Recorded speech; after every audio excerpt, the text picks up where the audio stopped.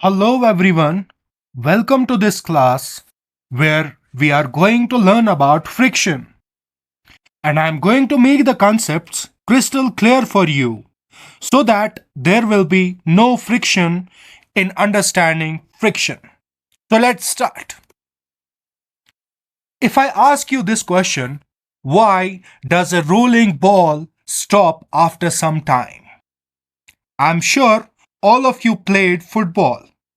So, when you kick a ball, what do you notice?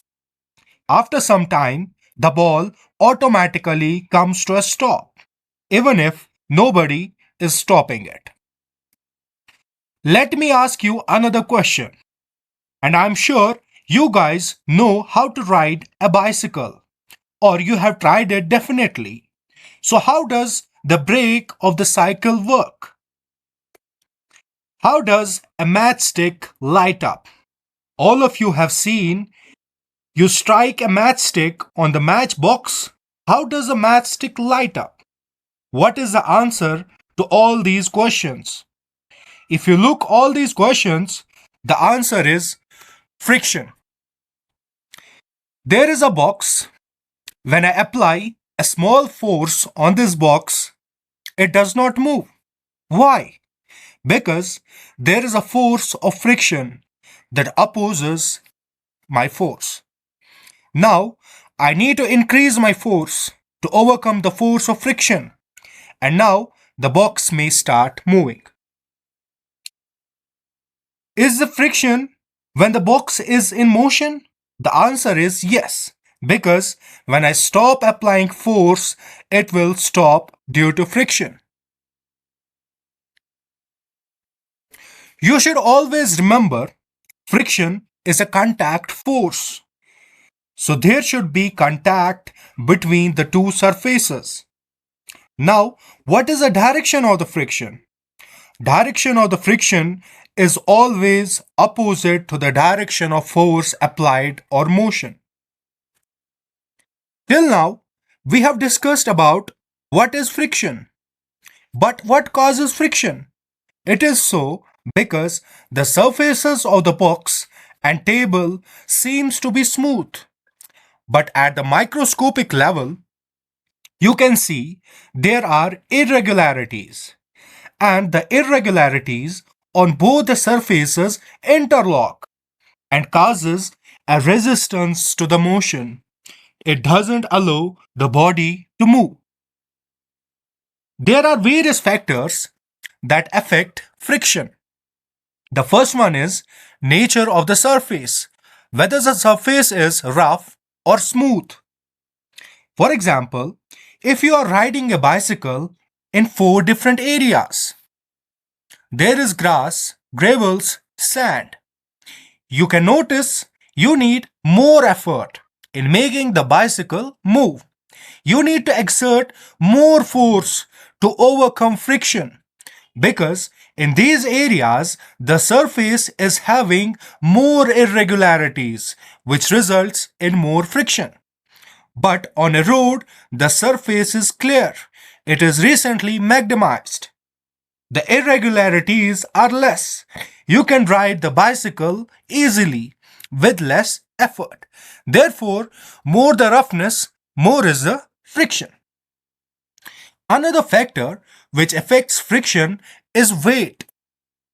For example, consider these boxes with different weights. The heavier box will experience greater friction compared to the lighter one.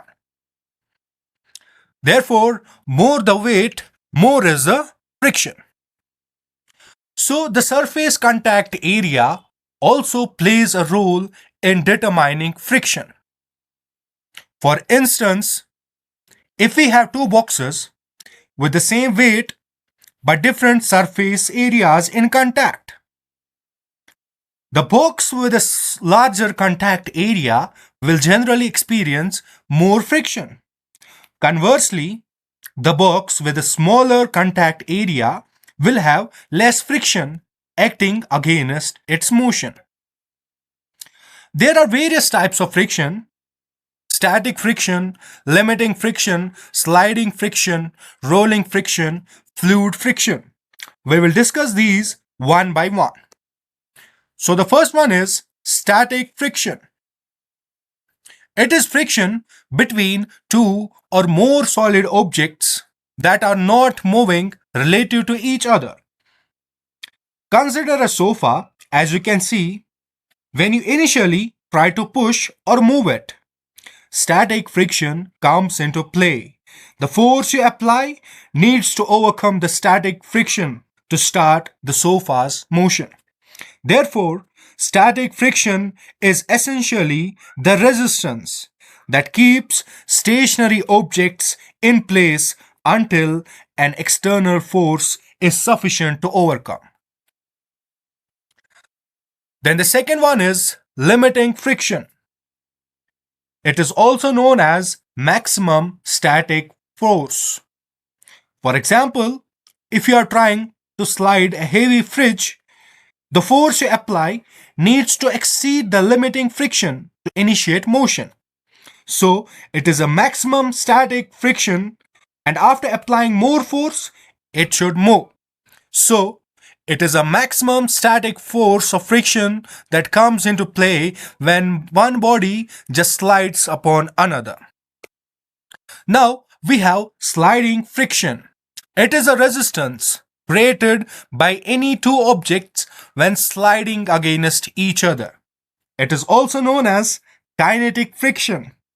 In the context of skiing, when you glide over snow, sliding friction is at play.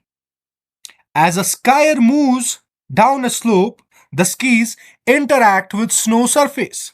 The sliding friction between the ski base and the snow creates resistance, helping control the speed of skier.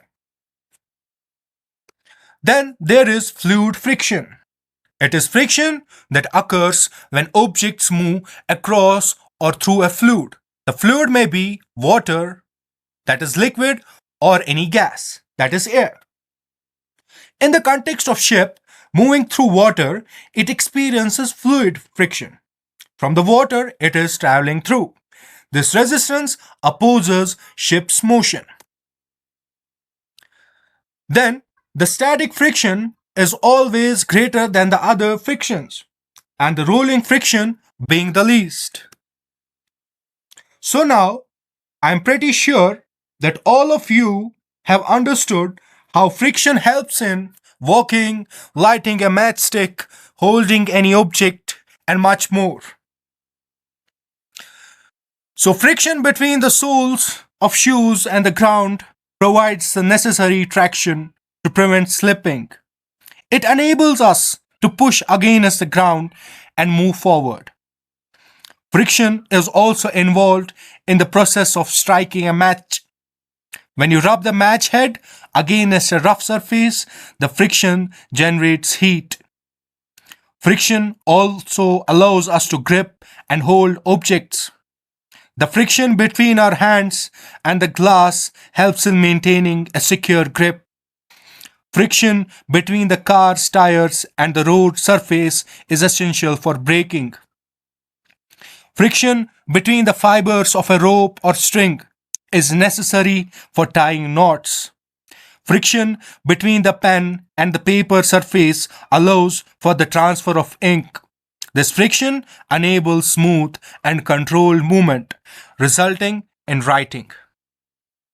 So there are some disadvantages of friction as well. Wearing out of soles and tires.